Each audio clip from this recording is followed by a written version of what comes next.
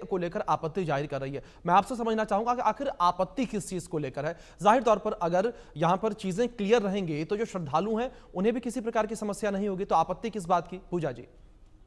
अभिषेक जी, मुझे ये बताइए कि आस्था पे ठेस इसलिए पहुंचेगा कि जो है अशुद्ध भोजन कर लेंगे, या आस्था पे ठेस इसलिए जी पहुंचेगा कि नाम लिखा गया हुआ है? जी अगर नाम से शुद्धता तय होती है तो मुझे लगता है कि फसाई जैसा जो विभाग है, खाद्य निरीक्षक जो है, गुणवत्ता नियंत्रण जो एजेंसीज हैं, इन सब एजेंसीज को बंद कर देना चाहिए, क्योंकि इनके पास में बहुत सारा टैक्स जाता है, उत्तर प्रदेश से जाता है, देश से जाता है। तो अब सिर्फ एक जो है, जो हमारे मुख्यमंत्री जी है ना, गलत दिशा में कार्य कर रहे हैं। उनको इस दिशा में कार्य करना चाहिए कि केंद्र के पास में प्रस्ताव लेकर के जाए कि जो कंपनी का नाम रजिस्टर्ड होगा, जो फर्म का नाम रजिस्टर्ड होगा, उस रजिस्टर्ड नाम से जिस व्यक्ति का जो प्रोप्राइटर है उसका जाति धर्म रिवील होना चाहिए। क्योंकि अल कबीर पे तो प्रश्न उठाने की हिम्मत नहीं है कि भाई सुनील कपूर क्यों अल कबीर लिखते हैं अपने कंपनी का नाम। ये कंपनी जो रेगुलेशन है उसके तहत है कि जो जिस नाम से चाहेगा फर्म रजिस्टर करेगा। प्रोप्राइटर का नाम और कॉन्टेक्ट नंबर पहले से था कि वो रिफ्लेक्ट किया जाएगा, और अगर वो रिफ्लेक्ट नहीं हो रहा है तो इसका मतलब कि फेलियर है, प्रशासनिक फेलियर है। प्रशासन ने इस चीज को जो है क्लियर नहीं किया, इस चीज को वेरीफाई नहीं किया कि लोग नियम को फॉलो कर रहे हैं कि नहीं कर रहे हैं। नियम को फॉलो कराना किसकी जिम्मेदारी बनती है? उसके बाद में अभी भाजपा के प्रवक्ता ने कहा कि वीडियो दिखाया, तो अब जो भाई साहब वीडियो निकल करके आ रहे हैं, हिंदू संगठन जो भी हिंदू संगठन, मैं उनको नहीं बोलूंगी क्योंकि हिंदू इस तरीके के कृत्य नहीं करता कि जाकर के जो है सामाजिक आतंकवाद फैलाए, कि आप जाकर के जो है आधार कार्ड चेक करेंगे। उसका आधार कार्ड था, जो भी एम्प्लॉय होते हैं उसके एम्प्लॉय को लिस्ट देना पड़ जाता है। रेस्टोरेंट होते हैं, आपको पता है कि 14 से 15 जो है सर्टिफिकेशन लेने पड़ते हैं।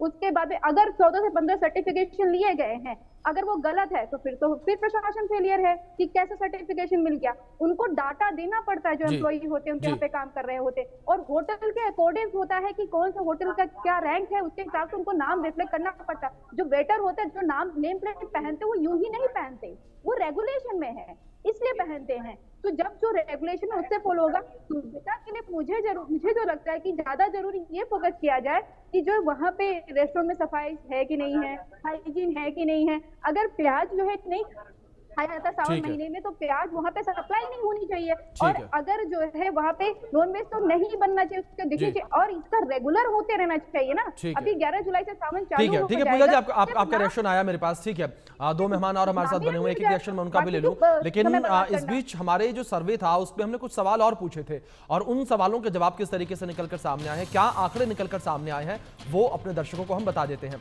जहां हमने अपने सर्वे में तीसरा सवाल यह पूछा कि ढाबे के मुस्लिम कर्मचारियों ने अपना नाम हिंदू क्यों रखा है, तो उसके रिएक्शन, इसके आंकड़े कुछ इस तरीके से निकलकर सामने आए।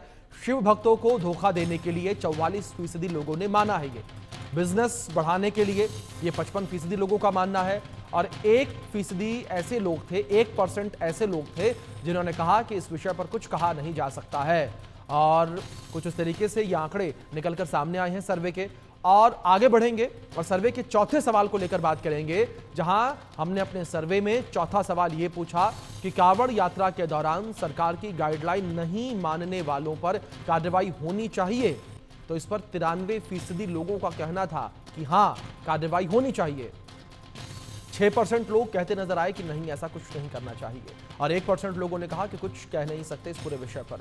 लेकिन मेजॉरिटी ये कहती है कि पूरे मामले पर कार्रवाई होनी चाहिए अगर जो नियम तय किए गए हैं उन नियमों को नहीं माना जाता है तो।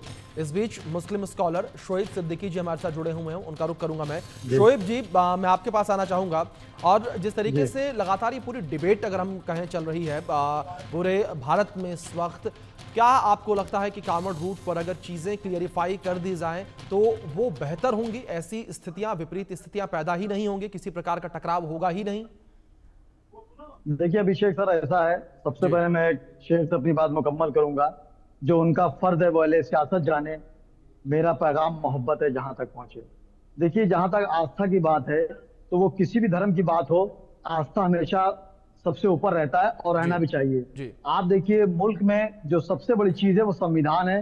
मुल्क संविधान से चलता है, और अभिषेक भाई, संविधान के बाद दो चीजें आती हैं, एक आता है शासनादेश और एक होता है अध्यादेश। तो शासनादेश से भी चलता है, लेकिन अगर अध्यादेश चलाया जाए तो मैं समझता हूँ बेहतर ये चीज नहीं है।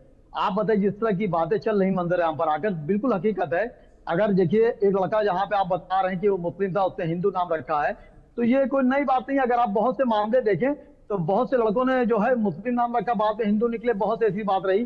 तो इस वक्त कांवड़ यात्रा जहाँ तक है सर, मैं अक्सर निकलता हूँ, कांवड़ यात्रा बहुत दिनों चल रही है, अक्सर कांवड़ यात्रा ने मुझको रोका और मुझसे ये नहीं पूछा तुम मुसलमान हो कि हिंदू हो। उन्होंने मुझसे कुछ फरमाइश करी और मैं कर सकता था, मैंने कर भी दिया, लेकिन मंदिराम पे नहीं बताऊंगा वरना वो मेरा सवाब कम हो जाएगा। तो देखिए सियासत जो होती है, जो चंद लोग ऐसी सियासत करते हैं, दो फाड़ करने की कोशिश करते हैं। मैंने हमेशा एक बात कही कि हिंदू दिखाई दे कि मुसलमान दिखाई दे, आंखें तरस रही है कि इंसान दिखाई दे। आप देखिए मेरा मुहर्रम चल रहा है, आज मुहर्रम की 7 तारीख है, लाखों मुसलमान निकल रहा है और किसी की दुकान से कुछ तबर्रुक ले रहा है, कुछ ले रहा है, वो किसी नाम जानने की कोशिश नहीं कर रहा है। लेकिन यहाँ पर एक बात ये भी आती है संविधान की। देखिए मैं दावे के साथ कह रहा हूं, चंद मुसलमान को छोड़ के, चंद किसी भी मजहब को छोड़ के, संविधान को हर आदमी मानता है। मुल्क हो, राज्य हो, लखनऊ हो या मेरा घर हो, संविधान को हर आदमी मानता है। मेरे मुख्यमंत्री ने जो आदेश दिया है उसको सर आंखों पर रखा जाएगा। लेकिन एक बात ये सोचिए सर कि किसी भी मुल्क की अगर हुकूमत करना हो तो उसका सबसे बड़ा हथियार होता है मजहब, और अंग्रेजों ने भी इसका फायदा उठाया और मेरे मुल्क को 100 साल लूटा। लेकिन जब उनका एक पर्दाफाश हुआ तो उनको मुल्क छोड़ना पड़ा। तो मैं समझता हूं कि इस सियासत से अलग हट के एक नया भारत लाना चाहिए। अगर हम मजहब की सियासत पे रोटियां सेकेंगे, चाहे वो कोई पार्टी हो या कोई मजहब हो, तो मैं समझता हूं मुल्क आगे चल के खोखला ही होगा। और जहां तक कांवड़ यात्रा की बात है, मैं उसका सम्मान करता हूं, मैं बहुत एहतराम करता हूं। मैं खुद चाहता हूं कि जो मामला मुख्यमंत्री ने कहा मंजरेआम पर है, लेकिन इंटेंशन ऐसा नहीं होना चाहिए कि एक समुदाय को टारगेट लगता है। मतलब शोएब जी बड़ी बात कही आपने, शोएब जी बड़ी बात कही आपने, जिस तरीके से आपने इस पूरे फैसले का कहीं ना कहीं